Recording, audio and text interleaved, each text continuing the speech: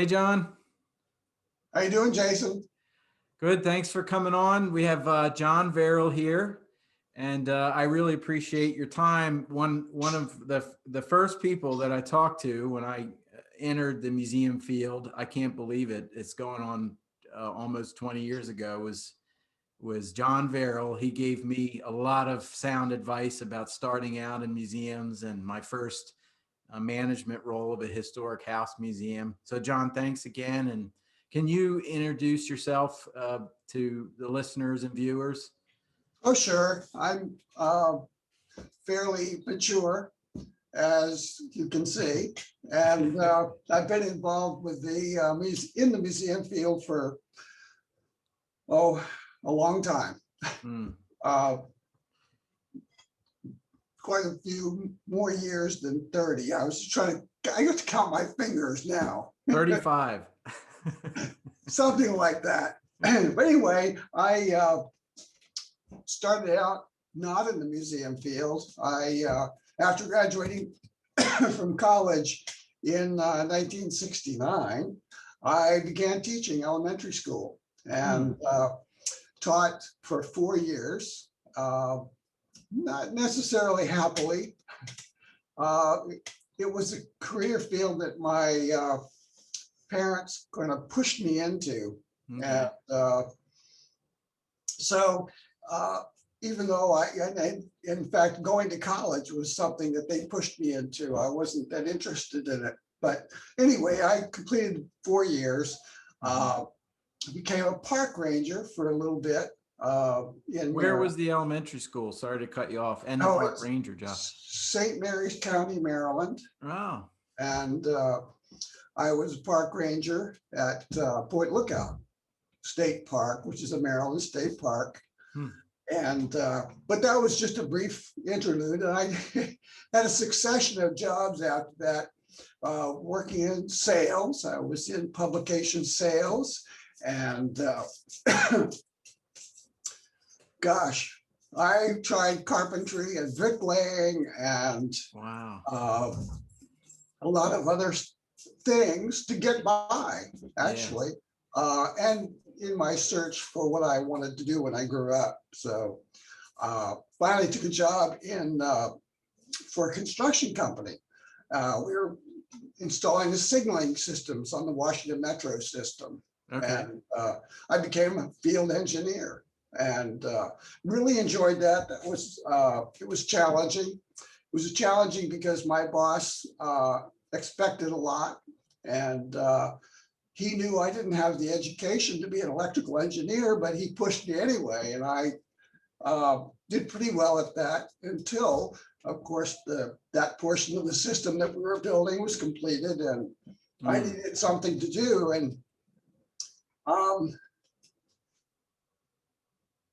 I'd always, from childhood, liked agriculture, but there was no way to get into it. Well, in 1980, I found a way to get into it. My brother-in-law and I were reading an article in a magazine about hydroponics. And he had money and I had a little bit of money saved up. And we dove right into it. And I built 2 quarter-acre greenhouses, and it was great. I loved it. It was a great business. I had several trucks and employees. What did you grow? We grew lettuce. Okay. And herbs. But then in the early 80s, it wasn't, it was just, the field was just opening up. And unfortunately, I was not able to sustain that. And so I was searching something part-time.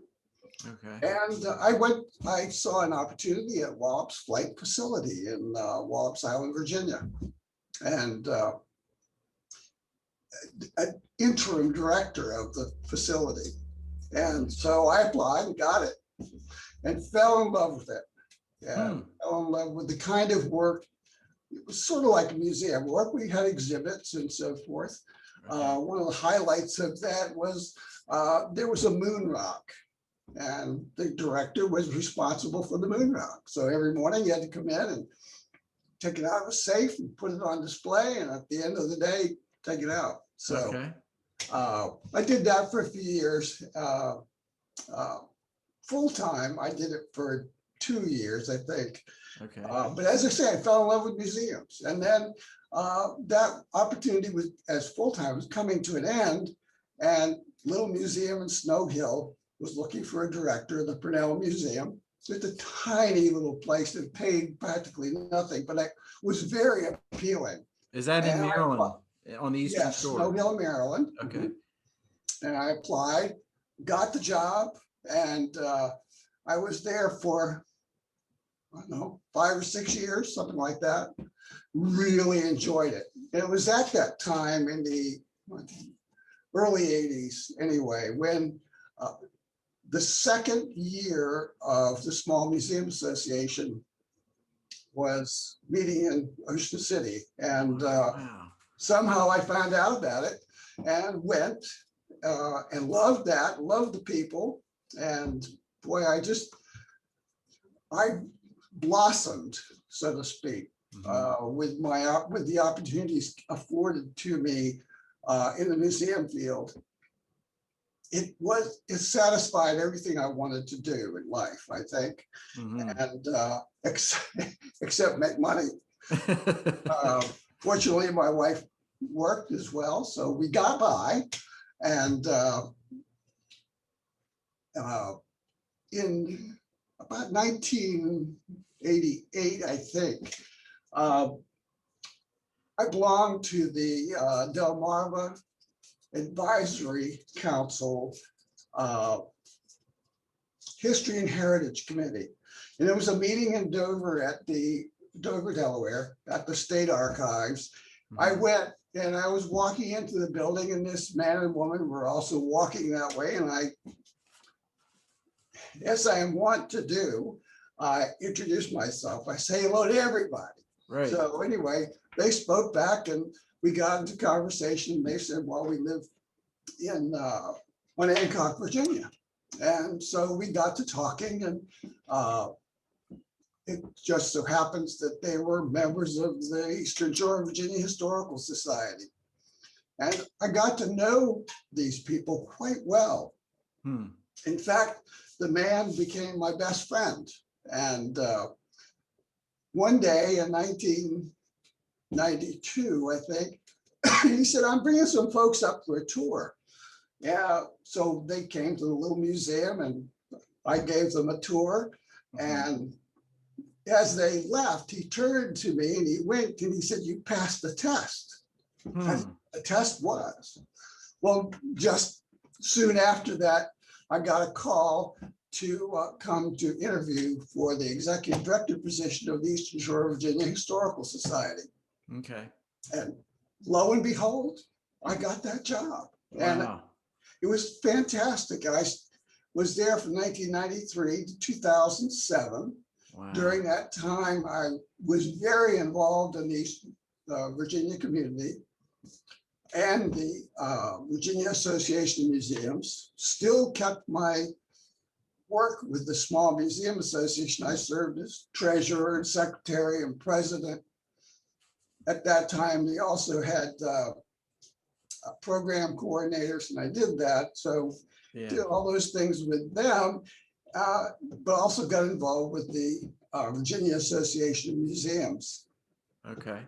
And I don't know when it was, maybe 1996 or 7, they asked me to be on VAM Council. And I stayed on VAM Council for more than the prescribed years you're supposed to, because of other vacancies and so forth. And finally, worked my way up, and I became president of the Virginia Association of Museums. And very, very satisfying relationship. That experience that you shared about the sort of the job interview and how you moved around, what are some of the differences, but maybe similarities between those times and now that maybe you've observed in terms of finding museum work and Was it more casual then? Was it easier to get in, or was it more difficult to get into the profession? Well, I think because it didn't pay very much, it was, and if you looked like you had any smarts, they'd give you a job. Hmm. And that's really the way that was. I think that was, I say that kind of facetiously, it's not Sure. true. They did not require, and nor did very many universities offer museum studies programs. And so what your museum studies program for me was the Small Museum Association. Okay. I learned so much from not only setting up programming, but also listening to the sessions and listening to other people. At that time, although we had a lot of people come to the meetings, there was a very close-knit group of about 30 or 40 people that corresponded. This would be, remember, we didn't have email or cell phones, but we corresponded a lot by telephone, by letter, and that's where I got my training, was from my peers. And I think I got good training. I had the opportunity at the Eastern Shore of Virginia Historical Society to restore a historic house, Carr Place, which is a federal building built. How do you spell that if someone wants to Google it?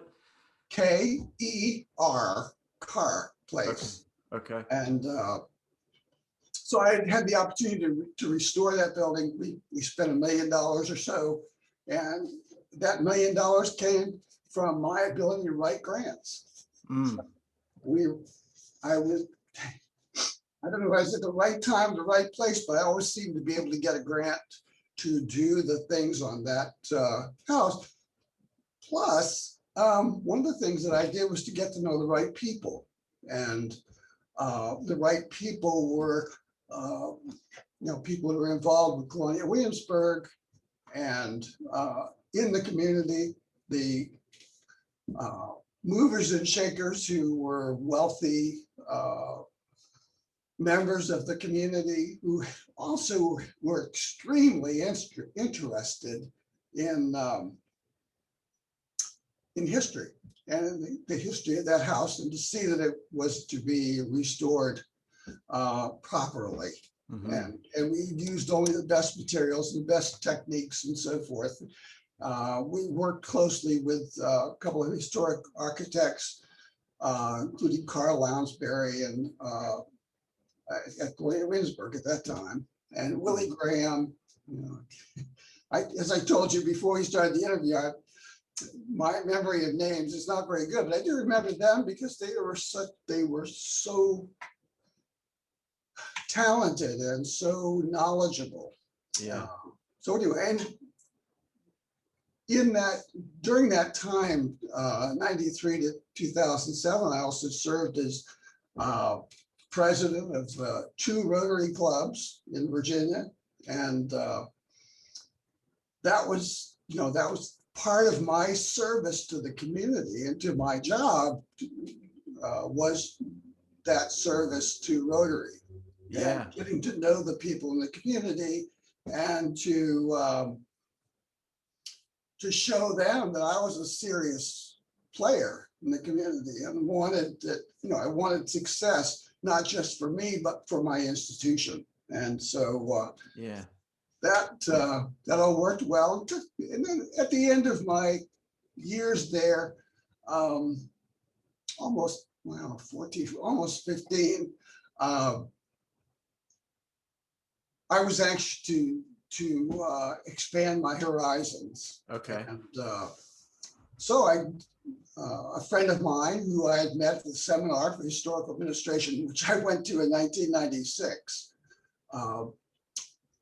one of my friends there was the director of the Manassas Museum System, and he moved on to another institution. And he said, "John, you've got to apply for this." And so I applied for that and went for an interview, and lo and behold, they sent me a letter and with a promise of more money than I had made in the last 3 years. Is this the city of Manassas? The city of Manassas, yes. Okay. Yeah, Manassas, Virginia, on the Washington suburbs, basically. Okay. All right. So I went there. We had, I don't know, there were 2 battlefields, forts, two historic houses, the museum itself, and some other park properties, and a fairly robust staff. Sure. Really enjoyed it. They had plans to expand the museum, and I worked on raising funds for that, and we did the plan and working with the architects and so forth, and we were really going great guns. I was getting involved in the community. I was in the Rotary Club there, of course, and served. That was during that time. I also served as president of the Virginia Association of Museums. Okay. But 2010, 2008, 2010 was a very difficult period for the economy and for communities like Manassas, whose tax revenue just dropped out of the bottom. And because the real estate bubble had burst. So in early 2011, they sent me on my way along with most of my staff. So it meant something new for me. Now do I do? I own a condo in Manassas. I still have my farm in Maryland. What do I do? Well, my wife said, well, I don't really want to stay in Manassas if you're not going to work here. So, okay, well, we'll go home. And I'll look for a job, and I will do consulting. And so I started a consulting business, Practical Matters for Small Museums. Did pretty well with it. Had opportunities to go places. And see some places and get to know people. And one of the places that you're familiar with was the Blunt Mansion in Tennessee. Knoxville, Tennessee. Yeah. So anyway, I was looking for a job, and I saw an ad for a part-time job, Early American Industries Association. Gosh, I like tools and I like history and all this. They publish a really great magazine, and I want to be a part of that. So I applied and got the job. Okay. And so I had 2 jobs now. I did my consulting business and the Early American Industries Association. And that was in 2011. Okay. And so this is 2000. So I've been here 10 years. Yeah. So really like it. We've grown the endowment from 200,000 to about $1.75 million. They're a national organization, correct? Yes. Okay. And so when other nonprofits have been suffering this year, we've been doing great because we did so much online. We took our newsletter online. We improved our website, and we're doing it again. We're going through a whole redesign right now. We did programming every Thursday. We publish a legacy article from the Chronicle. And the Chronicle is our premier publication. Been published continuously since 1933. Wow. So we have that. And what else have we done? Oh, we've had, some Facebook Lives, and we've done some other broadcasts. Yeah. A couple of years ago, we began sponsorship of the working wood in the 18th century at Colonial Williamsburg. And that has been really good for us because that's the clientele that reads our magazine. And so that's been good. And to have a relationship with Colonial Williamsburg. The house was a spectacular example of federal architecture. And so, yes, people were very interested in funding it. And there were several Richmond foundations that gave multiple grants of $50,000 or more. So, you know, it was an easy sell in some ways, but you know, I was so passionate about it, and I had others, board members, who were so passionate about it that we just blew everybody out of the water and did it. So it was. Yeah. Yeah. I mean, you were showing people authenticity there, and people appreciate authenticity. I mean, I'm sure you were selling the history of the house as well, but from what I remember hearing about that place is that it was one of the most authentic places to visit on, you know, on the Eastern Shore of Virginia. It was, and you know, and there was documentation. We were fortunate to find in a brown paper bag in someone's attic letters and little receipts and so forth in John Shepherd Carr's hand, ordering scantlings, which are, you know, timbers, bricks, and you know, he hired some enslaved brick makers to work. And it's interesting, you know, they were paid.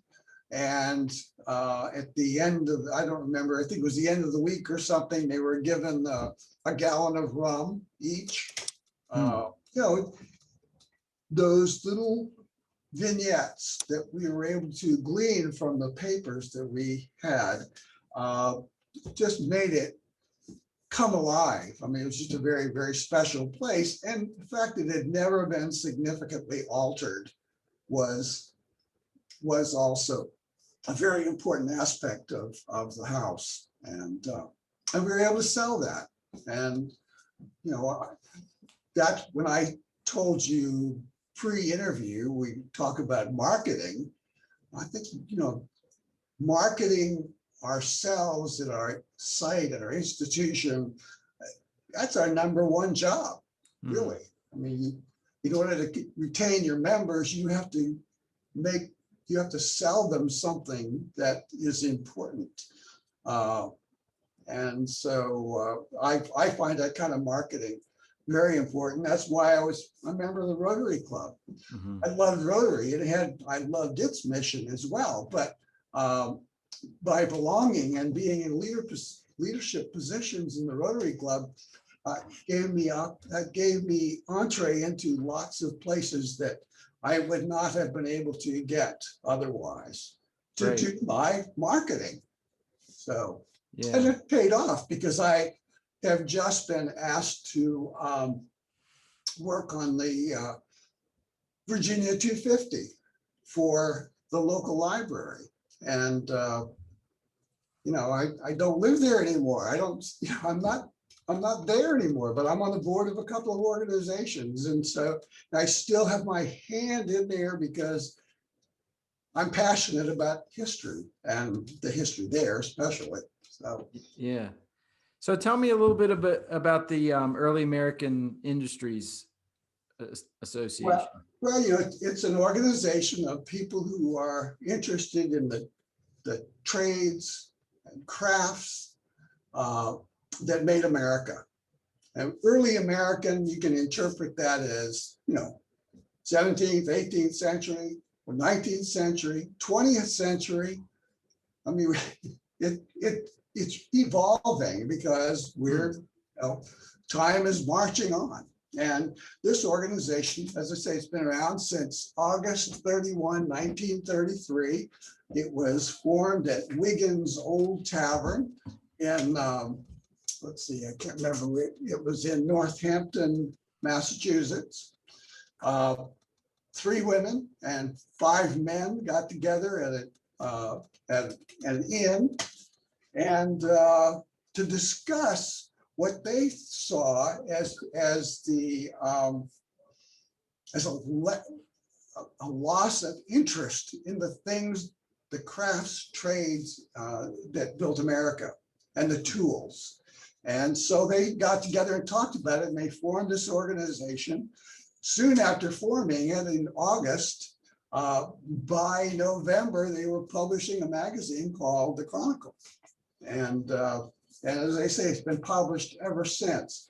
The articles, 1935, you said? 33. 33. 1933. So we're 6 years old, something like that.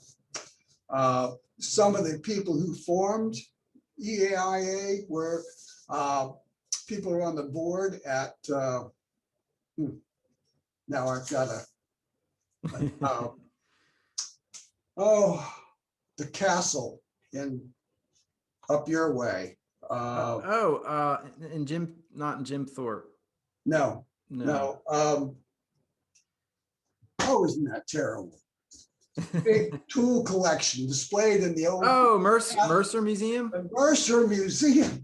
Okay. So several of the people that principals the Mercer Museum were also founders of the Early American Industries Association. Okay. And so we have a membership of approximately 1,400 paid members.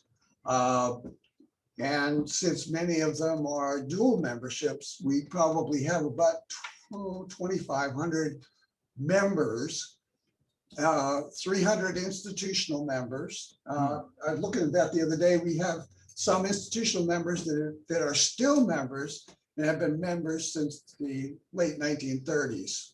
So, of course, the Mercer Museum is one of them. And libraries, we have libraries around the world that subscribe to the Chronicle because there is a worldwide interest in tools. And you'll notice behind me, there's I don't know if you get, is it backwards to you or? I see a hand plane poster. Right. There's a plane, well, on the front of this recent issue of the Chronicle is a hand plane as well. There's a lot of interest in planes, and they sell well. But we don't. That's not all we do. We've had a 4-part series on general stores in America and the merchandise they sold. So there are other things. So you explore some of the social history as well involved with the making of things and tools and industry. Yes. So that's a little bit of that's what we do. We publish a quarterly newsletter. We always had a format which we followed, and last March we decided the heck with that format. We want to save money in printing, so let's stop printing, do it online. And we did. We get a lot of blowback because we get a lot of older members who do not have computers, but they've remained members, they haven't quit. Right. So, but what we did was to we use constant contact to notify people that our newsletter is coming out and to share with us the things that they're doing, their pandemic projects.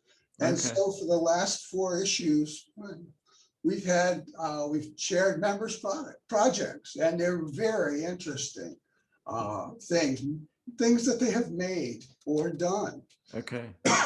So yeah, we're doing that. We have a website. We publish a legacy article from the Chronicle every Thursday morning. So we've got wow, 80 years worth of articles that we can publish.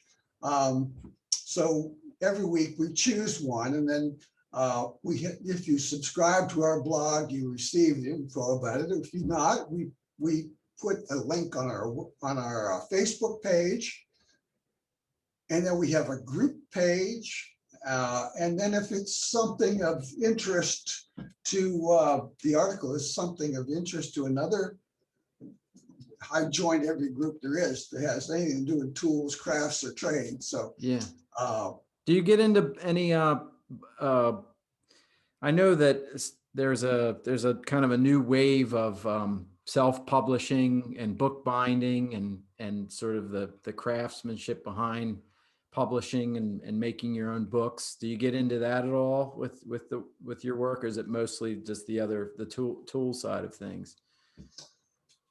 well, it's mostly the tool side, and we encourage people because we already also have a grants program. Oh, We give grants for research, okay. and so if someone wanted to research something, they can apply for a grant of up to $3,000, and it gives them an opportunity to travel somewhere, for example. And we've got a tinsmith in South Dakota who received a grant last year, and he's doing a research on Thomas Passmore, who is a tinsmith in Philadelphia at the turn of the 19th century. Okay. And so he got a really good grant. He wrote a really great proposal, and the funds will go to get him to the Pennsylvania State Archives and the Pennsylvania Historical Society to do research on this guy, Thomas Passmore.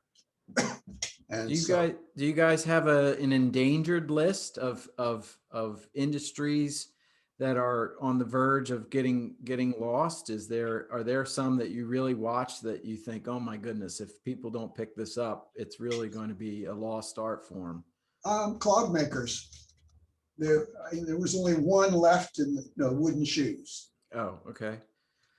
There was only one craftsman left in the United States, and we gave him free advertising for a couple of years to see if he could find someone who wanted to take over the business and make clogs. So nobody took him up on it, and so in America, at least right now, there are no wooden shoe makers. Huh.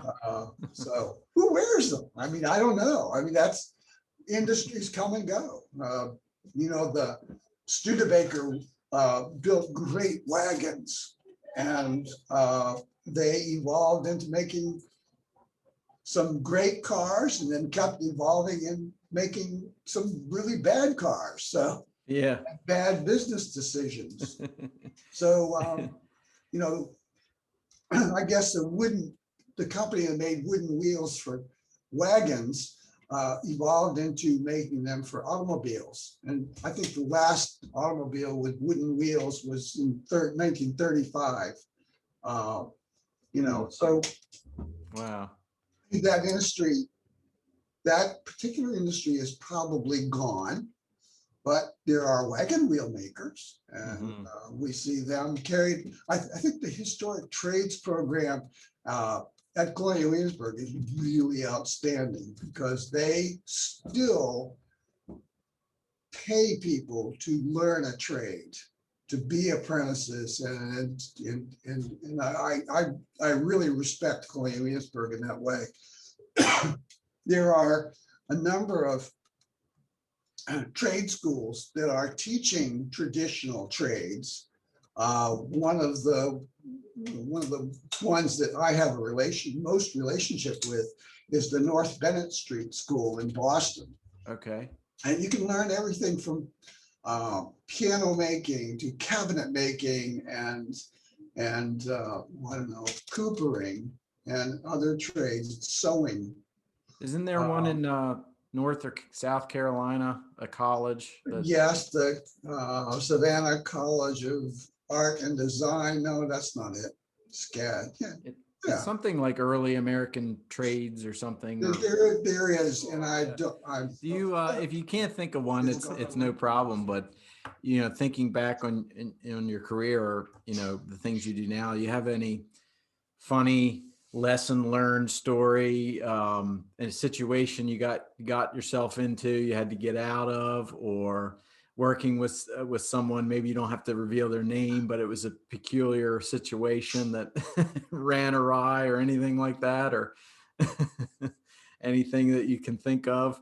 Well, I would think I would, I have a funny story, but that doesn't have anything to do with anything museum really. But I will say that working with boards is the most difficult thing one can do. To know when to give them space and when to rein them in. Okay. And to know how to rein them in without making everybody mad. And when everybody gets mad on the board, it's not fellow board members suffer, it's you suffers. So yeah, because it's a balancing act of coming across as you're trying to micromanage the board members versus the other way. Yeah. Yes, so you have to be really careful. One incident that was not funny was at the Purnell Museum.